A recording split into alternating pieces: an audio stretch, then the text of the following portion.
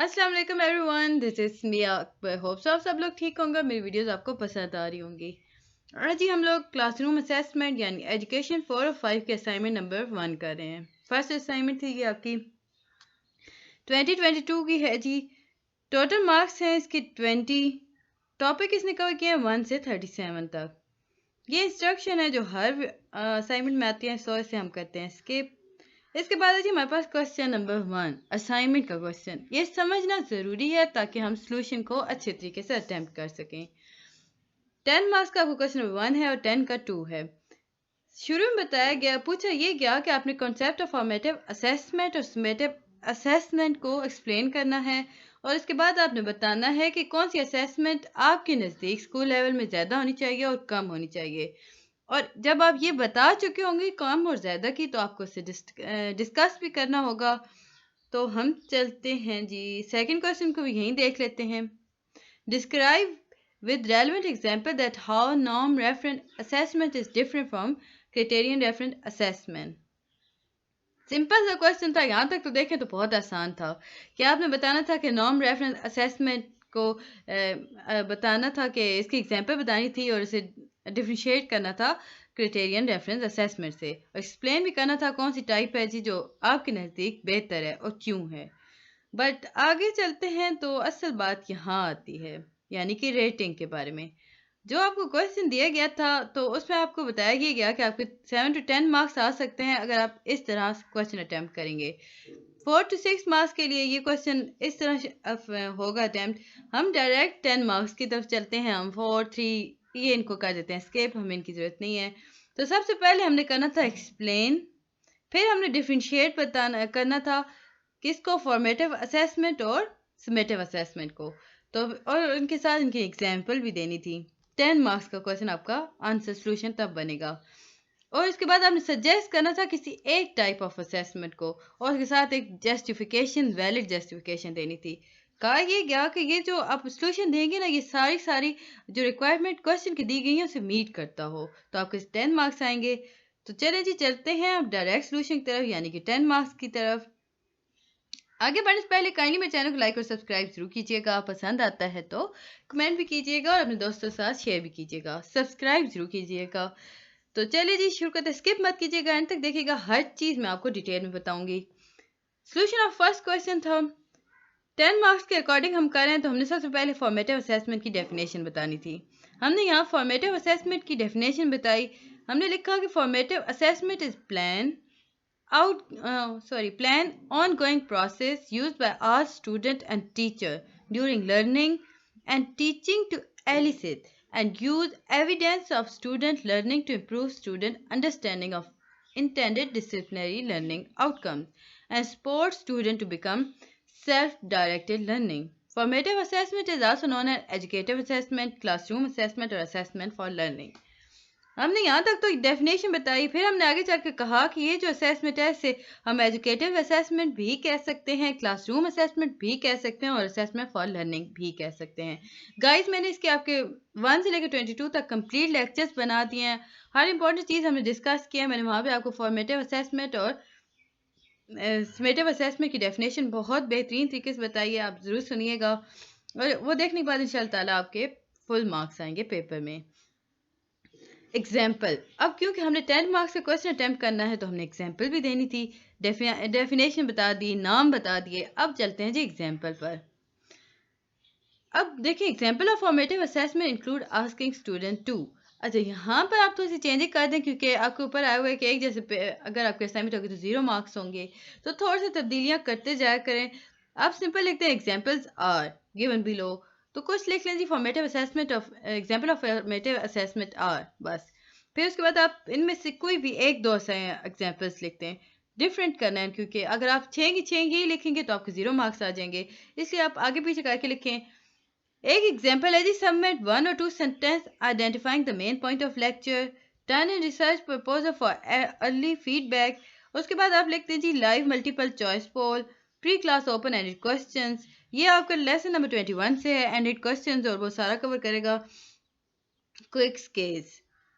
इसके बाद है जी हमारे पास समेटिव असेसमेंट, क्योंकि मैंने जैसे कि बताया कि हम 10 मार्क्स सी पे करेंगे, तो समेटिव असेसमेंट में इसकी डेफिनेशन, इसका गोल, वो सारा कुछ आएगा। शुरू में हम लिखेंगे the goal of summative assessment is to evaluate student learning at the end of an instructional unit by comparing it against some standard or benchmark. Summative assessment are often high stakes, which mean that they have a high point value. यहाँ तक काफ़ी है जी। इसके बाद हम चलते हैं examples की तरफ। इसके एग्जाम्पल हमारे पास आएगी जी एंड ऑफ टर्म यानी mid term exams, compulsive cumulative work over an extended period such as final project, creative portfolio, end of unit और chapter test. यहाँ तक भी काफ़ी है। अगर आप एक दो पॉइंट और बढ़ाना चाहते हैं तो आप ये लिख दें, अदरवाइज इनफ है। इसके बाद है जी differentiate between formative assessment and summative assessment. आगे बढ़ने से पहले गाइस, आप लोग जो मुझे कह रहे थे एजुकेशन 301 की जीडीपी का, तो क्वेश्चन मुझे सेंड कर दें। मुझे ऐसे पता तो नहीं चलता ना कि कौन सा क्वेश्चन है। आप मुझे बताएंगे तो मैं आपको वो उसकी जीडीपी सोल्यूशन बताऊंगी। तो आप मुझे ईमेल कर दिया करें। जो भी असाइनमेंट आप चाहते हैं कि मैं बनाऊं, आप मुझे बता दिया करें थ्रू ईमेल। नहीं, अगर आपको ईमेल करना आ रहा तो ईमेल आईडी मेरी आपको मिल जाती है। मेरे चैनल पे जाएं, वहाँ पे ईमेल आईडी आपको मिल जाएगी। अदरवाइज आप मुझे कमेंट में भी क्वेश्चन सेंड कर सकते हैं, बट बताया करें तो तब मैं जाके आपका क्वेश्चन सॉल्व करूंगी। ऐसे मुझे पता तो नहीं है आपको क्या क्वेश्चन आया हुआ है। अब फॉर्मेटिव असेसमेंट मैयर, अब डिफरेंशिएट हमने करना था ना फॉर्मेटिव असेसमेंट और समेटिव असेसमेंट को, तो हम इसके डिफरेंशिएट ऐसे कर सकते हैं कि formative assessment measure how a student is learning during a course of study, summative assessment then summative assessment, यहाँ हम लिख देते हैं जी then summative assessment is designed to measure how much a student has learned after a unit or course has reached its completion ये हो गया। complete करने के बाद होगा formative assessment have low stakes and usually stakes के बाद हमारे पास है जी and usually carry no grade। formative assessment जो होता है वो low stake होता है और उसमें ग्रेड्स नहीं होते। तो यहाँ तक हम काफ़ी है, बट अगर 2-3 पॉइंट आप और भी लिखना चाहते हैं, which in some instances may discourage the student from doing the task of fully engaging with it. The goal of summative assessment is to evaluate student learning at the end of an instructional unit by comparing it against some standard or benchmark. अब आता है जी question का last part कि आपने बताना था कौन सी assessment बेहतरीन है। अगर मैं अपनी बात करती हूँ तो मैं कहती हूँ according to my point of view. आप लिखते हैं जी according to my opinion. If we look on both assessment, अगर हम दोनों असेसमेंट को देखते हैं तो we said that assessment allow both instructor and student to monitor progress toward achieving learning objective and can be approached in a variety of ways. According to my point of view, अब आपने यहाँ तक तो बता दिया कि देखिए assessment ये हो गई, ये सारा उसका कसीदे पढ़ दिए बेसिकली। तो उसके बाद आप कहेंगे कि देखिए मेरे नज़दीक जो है वो समेटिव असेसमेंट जो वो है उसे स्कूल में इंक्रीज करना चाहिए। हम इसे ज़रा बोल्ड कर देते हैं जी समेटिव असेसमेंट को। अब इन स्कूल लेवल क्यों? बिकॉज फिर हम समेटिव असेसमेंट की हेडिंग देते हैं और हम लिखते हैं जी summative assessment of an high stake and are treated by the student as a priority over formative assessment. Formative assessment के ऊपर समेटिव असेसमेंट काफ़ी प्रायोरिटी रखती है। फीडबैक इसमें होती है जी। Feedback from summative assessment can be use formatively by both student and faculty to guide their effort and activities and subsequent courses. The long-term benefit can be determined by following students who attend your courses or tests. You are able to see whether and how they use the learned knowledge, skills and attitude. अब यहाँ तक तो हमने लिख दिया। अब आपके marks 7-8 तक आ गए, मतलब 10 में से करें अभी 7-8 तक आ गए। अब हम उससे देखते हैं। इसके बाद हम देखते हैं जी एक फॉर्मेटिव असेसमेंट की अब हम बात करते हैं तो हम कहेंगे कि इसे डिक्रीज होना चाहिए। फॉर्मेटिव असेसमेंट को हम ज़रा बोल्ड कर देते हैं, यानी हाईलाइट कर देते हैं। अब इसे हमने बोल्ड कर दिया। अब स्कूल लेवल में से होना चाहिए। क्योंकि अब हम फॉर्मेटिव असेसमेंट की थोड़ी सी बातें लिख देंगे कि formative assessment are effective tool and personalised learning. The disadvantage of formative assessment is that they can take time consuming होते हैं, more time then teacher might precise that they have to repeatedly check. ये थोड़ा सा issue आ जाता है। Okay, repeatedly check student learning take more time than to administer one test at the end of lesson or a unit. इसके बाद है जी, ये था जी हमारे 10 मार्क्स का क्वेश्चन, फर्स्ट क्वेश्चन हमने जो सॉल्व कर दिया। होप्स आपको समझ आया होगा। कोई चीज़ जो चीज़ समझ नहीं आ रही मुझे पूछ लीजिएगा, और जो चीज़ आप क्वेश्चन चाहते हैं कि मैं करूं तो काइंडली 1 2 3 दिन तो पहले कम से कम मुझे बताएं, ताकि मैं इस पे पूरा वर्क कर सकूं, ढूंढ सकूं, सारा लिख सकूं, ताकि आपको एक अच्छा सा सोल्यूशन दे सकूं। मेरा ईमेल आईडी है smiakbarkhanti@gmail.com। अब जी सेकंड क्वेश्चन है, describe with relevant example that how norm reference assessment is differ from criterion reference assessment. अब इसके 10 मार्क्स के क्वेश्चन की तरफ चलते हैं। हम ये दोनों स्किप कर दें क्योंकि हम फुल मार्क्स लेना चाहते हैं अपने सोल्यूशन में। तो सबसे पहले हमने डिस्क्राइब करना था नॉर्म रेफरेंस को और क्राइटेरियन रेफरेंस को। उसके बाद हमने एलिब्रेट करना था कि कितने ये एक दूसरे से मुख्तलिफ हैं विद एग्जाम्पल भी देनी थी। और इसके बाद हमने बताना था कि कौन सी टाइप बेटर है, और इसके एक अच्छे से रीज़न भी देने थे जो कि रेलेवेंट हो क्वेश्चन से। चलिए जी चलते हैं सॉल्यूशन ऑफ सेकंड क्वेश्चन। सबसे पहले हम बताएंगे जी नॉर्म रेफरेंस असेसमेंट होता क्या है। Norm reference assessment refer to an assessment that ranks student on a bell curve to determine the highest and low performing student. This method is used to understand how students scores compare to predefined population with similar experiences. यहाँ तक तो हमने इसकी डिफाइनेशन दे दी। अब कुछ यहाँ तक लिखते हैं। कुछ लिखते हैं जी, norm reference refer to standardised test that are designed to compare and rank test taker in relation to one another. अब यही चीज जो इतनी बड़ी मैंने कहा कि लिखी, इसी मैंने 2 लाइंस में ले आई। Norm reference test sometime called, अब नॉर्म रेफरेंस टेस्ट को हम क्या कह सकते हैं, NRTS utilise multiple choice format and some open ended question to obtain result. इसके बाद है जी सेट्स यानी scholastic assessment test and graduate record test may be consider example of norm reference test. इसके बाद है जी हमारे पास क्राइटेरियन रेफरेंस असेसमेंट। अब देखें ये क्या है। Criterion reference assessment mean that the teacher judgment about how a student does in an assessment task are based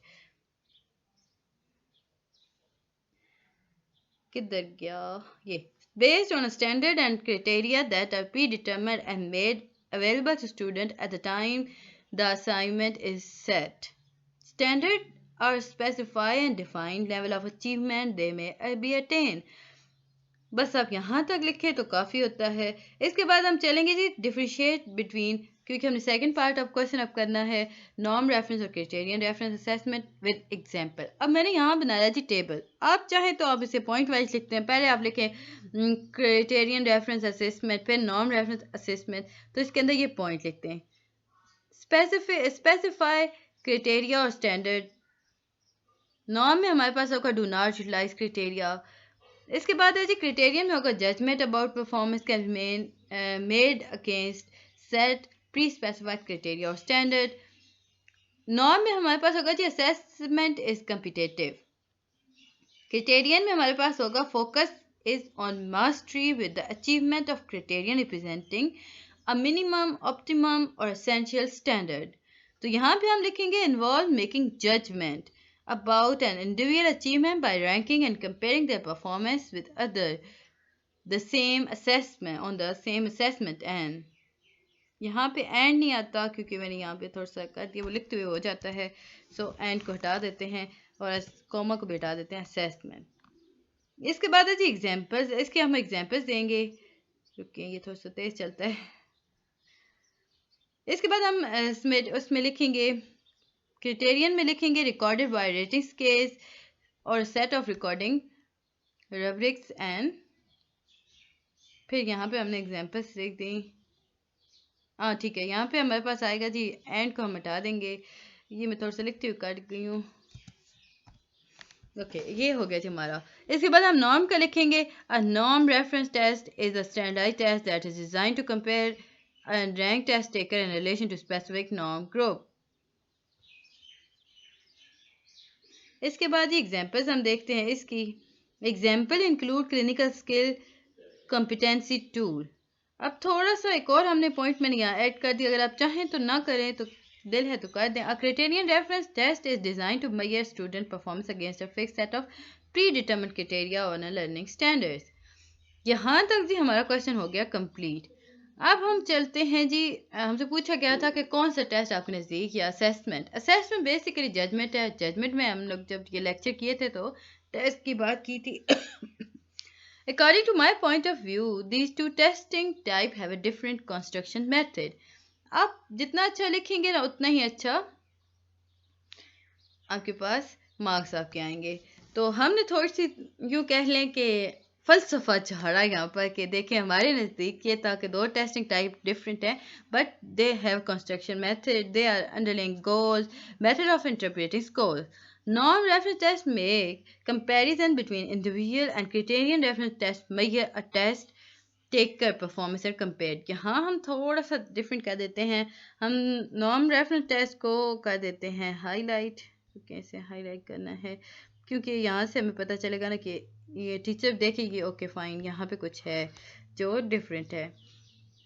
तो ये यहाँ पर भी हम इसे ऐसे ही करेंगे, इनलार्ज कर देंगे, बोल्ड कर देंगे। अब हम लिखते हैं जी, अब ये जो लाइन हमने लिखी ना इसे हम कर देते हैं हाईलाइट। क्यों? क्योंकि इसमें हमने बता दिया, देखें जी हमारे नज़दीक, so in my point of view non reference assessment better because. So यहाँ हम थोड़ा सा लिख देते हैं जी, in my point of view, in my point of view non reference assessment better because. थोड़ा सा अगर हम यहाँ लिखते हैं better than criterion reference test, नहीं बस ठीक है, यहीं तक ठीक है। बिकॉज अब हम लिखेंगे non reference test can help differentiate student identify those who may have specific education need और deficit that requires specialized assistance or learning environment. The tests are an objective evaluation method that can decrease bias or favoritism when making education decisions. Norm-reference is a type of test that assesses the test taker ability and performance against other task takers. ये I think हो गया है थोड़ा सा।